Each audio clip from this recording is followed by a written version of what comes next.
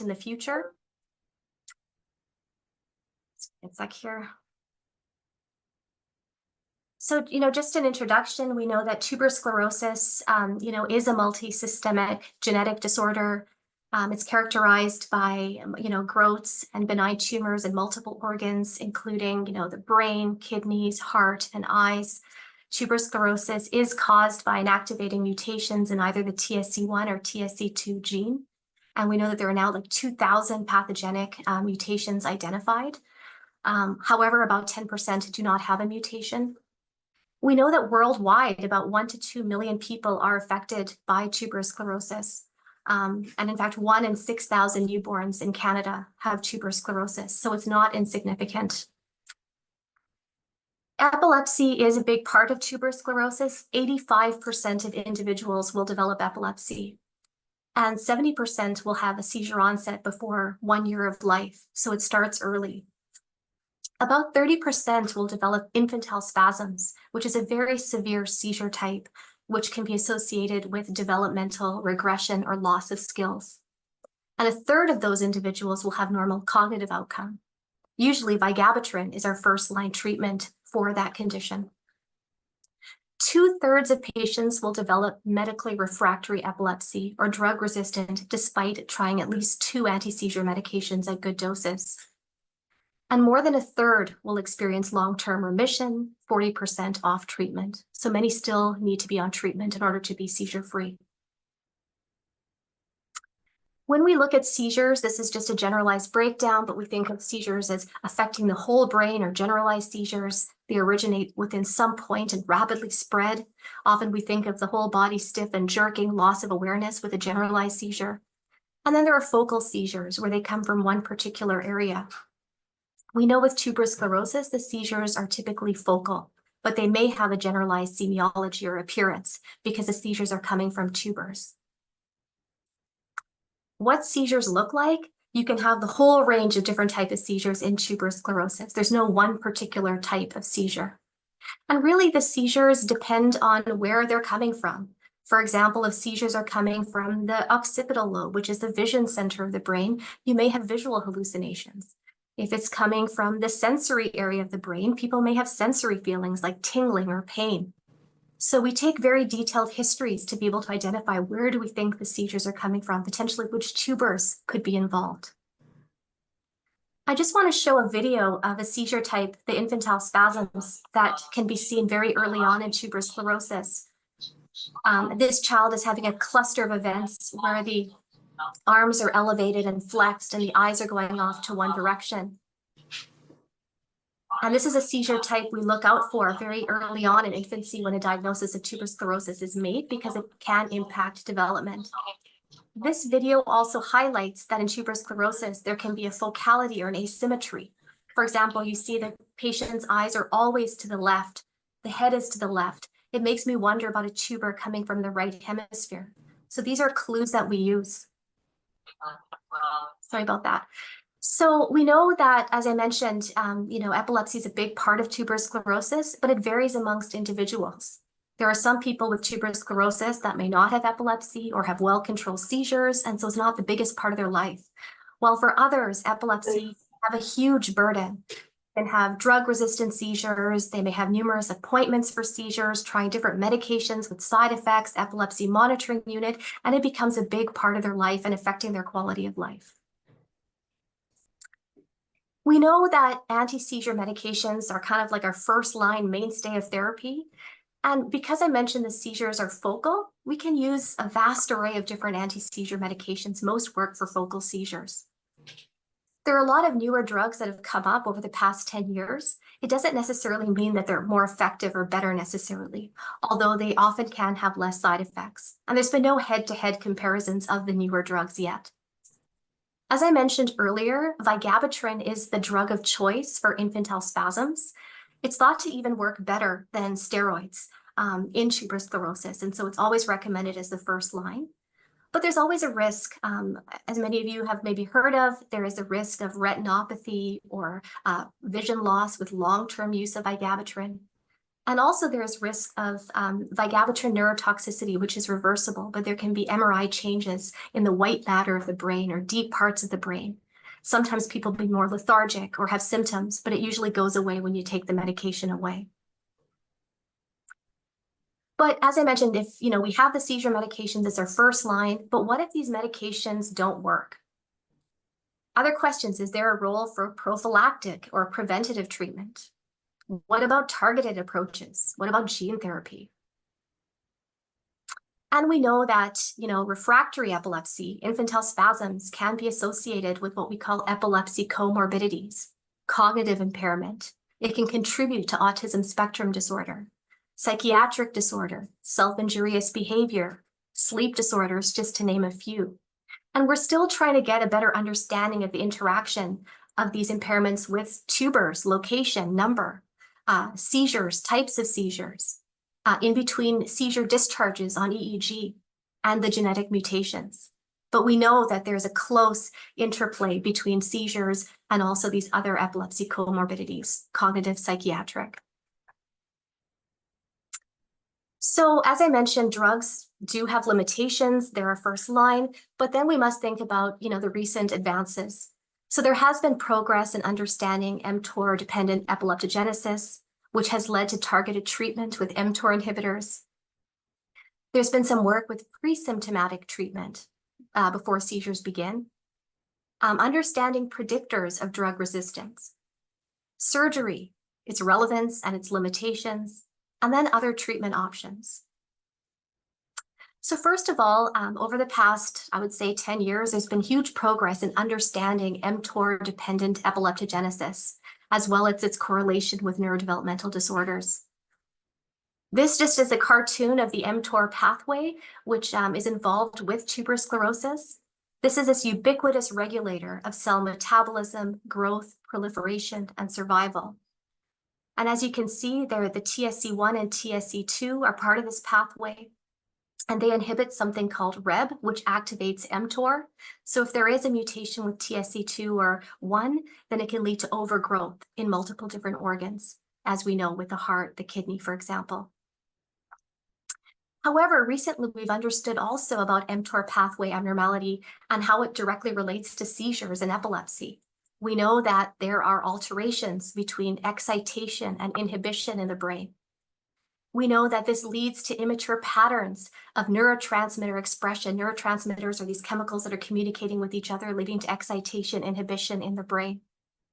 And there are differences in cells that are forming white matter, myelin, the sheath that covers nerves.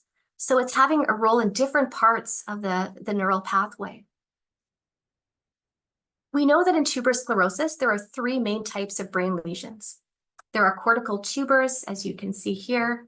There are subependymal nodules, which line the ventricles. These usually do not cause seizures, but we watch them very carefully, and this is why we do serial scans, because we don't want to have it, or watching it grow, because this is what we call a subependymal giant cell astrocytoma.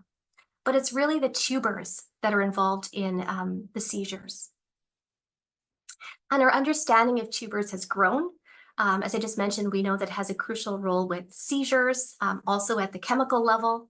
And we now know with pathology, when you look at the tubers, our brain is made up of columns and layers with architecture. And within those tubers, we lose that architecture. And you also have a finding called balloon cells, which can also be found with focal cortical dysplasia, which commonly leads to seizures beyond tuberous sclerosis. And so this has led to the targeted treatment of seizures with mTOR inhibitors. Now, this all began with rapamycin and analogs found in 1972 from samples of Streptomyces hydroscopus on Easter Island. And it was named rapamycin after the native name of the island, Rapa Nui. And because of our understanding of, mTOR inhibitors, initially they were antifungal, but then it was found they have anti-inflammatory properties and immunosuppressant properties. And then this led to various animal studies, knowing that tuberous sclerosis is part of the mTOR pathway. And we know that it can help with renal angiomyolipoma. We know that it can help with SAGAs. And so it was looked at for epilepsy. And everolimus is actually a second generation rapamycin. It's a derivative of sirolimus, which was the initial mTOR inhibitor. And the difference between everolimus and sirolimus is that everolimus is more readily absorbed. It has greater oral bioavailability. And so it's just easier to use. As well with sirolimus, sometimes the drug levels can go higher, and everolimus is more predictable. And so the EXIST-3 trial was done several years ago, published in The Lancet in 2016.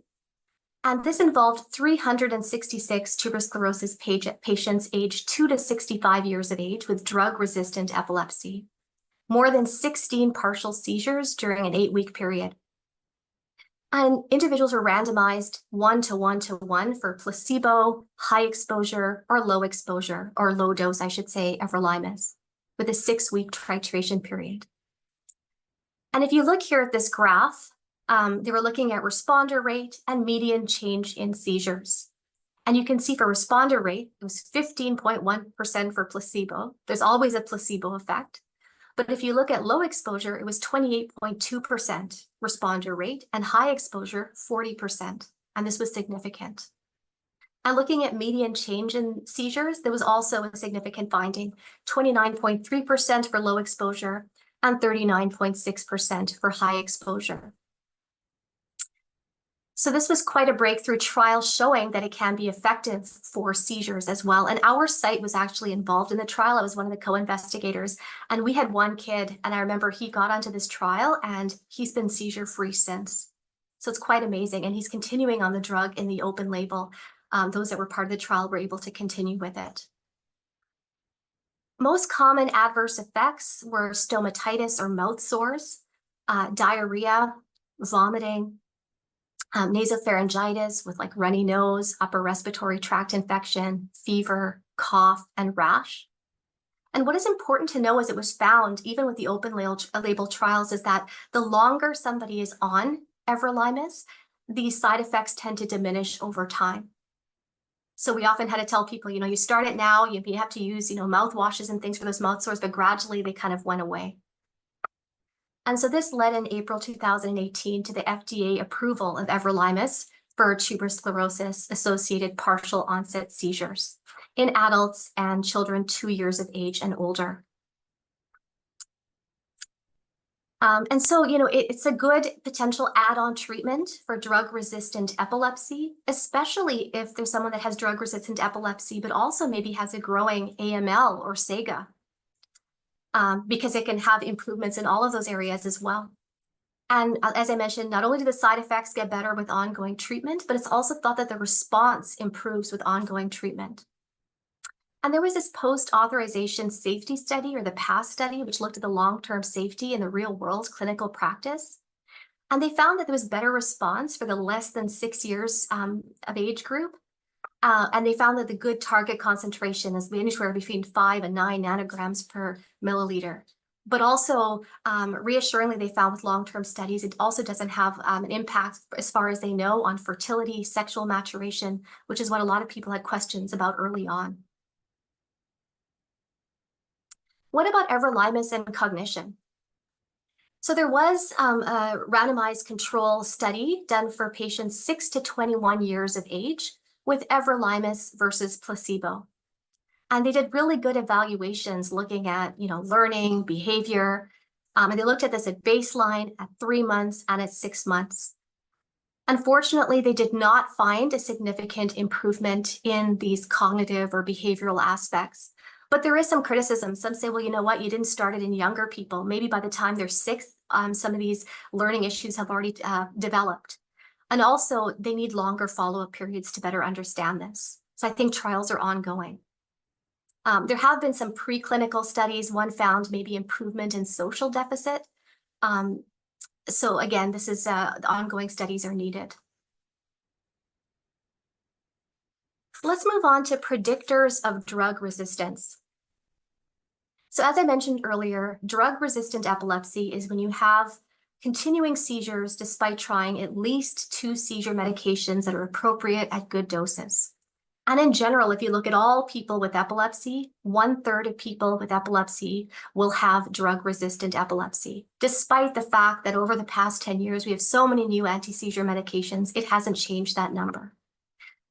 With tuberous sclerosis, the risk of drug-resistant epilepsy is 2/3. it's higher. And we know it's because there are structural brain lesions. Those tumors are there that can increase the risk of seizures. We also know that when you're on medications, the more medications you keep adding, it doesn't mean that you're going to have better seizure control. This is from a very elegantly designed study by Brody and Kwan from 2000, where your chances of response to the first anti-seizure medication are 47%. By the time you're adding drug number 2, it's gone down to 13%. By the time you get to the third drug, it's only 4%. And it keeps going down for drug number 4, 5, 6. So we need other options if somebody has drug-resistant epilepsy. People have looked at what are predictors for drug resistance in tuberous sclerosis specifically. And various studies have found that focal seizures with those infantile or epileptic spasms, like that video I showed you, younger age of seizure onset, like if it's early on in infancy, EEG findings, focal, multifocal epileptiform discharges, younger age of epileptiform discharges, especially when they're an infant in the first few months of life, the tuberous sclerosis 2 gene variant as opposed to TSC1 variant, and then aspects on MRI, such as higher tuber load, tuber location. Some have done these, fancy imaging studies where they looked at tubers and found that if the tubers connect functionally to different parts of the brain, like, the basal ganglia or the cerebellum, that they're higher risk, someone's at higher risk for having more drug-resistant seizures or epileptic spasms. So there's really good studies that are trying to predict with also neuroimaging. But this leads to pre-symptomatic treatment. Is that an option? As I mentioned, one of the risk factors was if you have epileptiform discharges early on in life or in infancy, as well as early seizures in infancy. And so this led to the European EpiStop trial. And this study happened in various centers in Europe from 2014 to 2018. There was also one Australian center. And this included 94 infants with tuberous sclerosis without a history of seizures. And these kids had monthly EEGs, starting right, from 2 months of age, 3 months, etc. And if they noticed a silent seizure on an EEG, or if they noticed a clinical seizure, or even if epileptiform activity was noted, no seizure, but they're having spikes and sharp waves on that EEG, they started vigabatrin. And they ended up having 54 kids on vigabatrin. 27 were part of a randomized control trial. 27, they just started. It was an open label trial. And what they found was that treatment with vigabatrin in tuberous sclerosis infants was safe. They had the 25 children that had a delay of clinical seizures, reduced risk of developing drug-resistant epilepsy, and absence of infantile spasms when compared to the 25 children that did not have the pre-treatment. They also found better neurodevelopmental outcome than historical cohorts. However, autistic features were detected irrespective of which group they were in, treated or not. And this could be for various reasons. Is autism independent? Or could epileptiform discharges even early on, like even in the fetal time, have an impact with the development of autism? So we need more information on that. Now, is vigabatrin safe? Because we're being very proactive with, using vigabatrin for therapy. And, again, as I mentioned earlier, that we always worry, is there this risk of retinopathy, vision loss? And I just wanted to bring this up because this is results from a US vigabatrin registry. Over 9,000 patients on vigabatrin for up to 16 years. And no patient experienced clinical vision loss. 2% experienced new vision findings over time, but these were not related to vigabatrin. So I think this is useful to know that, we're being proactive with treating with vigabatrin. Vigabatrin is good for tuberous sclerosis. It works on the mTOR pathway, and potentially the risk for the vision may be less than we previously thought. And I tend to use this prophylactic or pre-symptomatic treatment in our tuberous sclerosis clinic, and I've seen variable results. I want to mention Jake, a 10-month-old boy with tuberous sclerosis 2 variant. He had prenatal cardiac rhabdomyomas. His diagnosis was confirmed after birth as the MRI showed several tubers. And at 3 months of age, we did an EEG. I know this is a bit busy here, but his EEG was basically reported as normal. There were some slow waves in the right temporal area, but no spikes or sharp waves. At 5 months of age, and we kept repeating these EEGs every month, 5 months of age, he started having some spikes and sharp waves in that left temporal area. And so we decided to start vigabatrin as based on the EpiStop trial. 7 months of age, his EEG was actually normal. And at 9 months, it continued to be normal. This guy did not experience any clinical seizures and his development is normal. So I think this is the best case scenario. But we have other kids where, I've started the vigabatrin after seeing epileptiform discharges. Some of them have gone on still to develop epilepsy later or still have autism. But who knows, maybe it had an impact with epileptic spasms or more severe epilepsy. But I am using this now in clinical practice. There are other ongoing trials on prevention of epilepsy in tuberous sclerosis that are very exciting.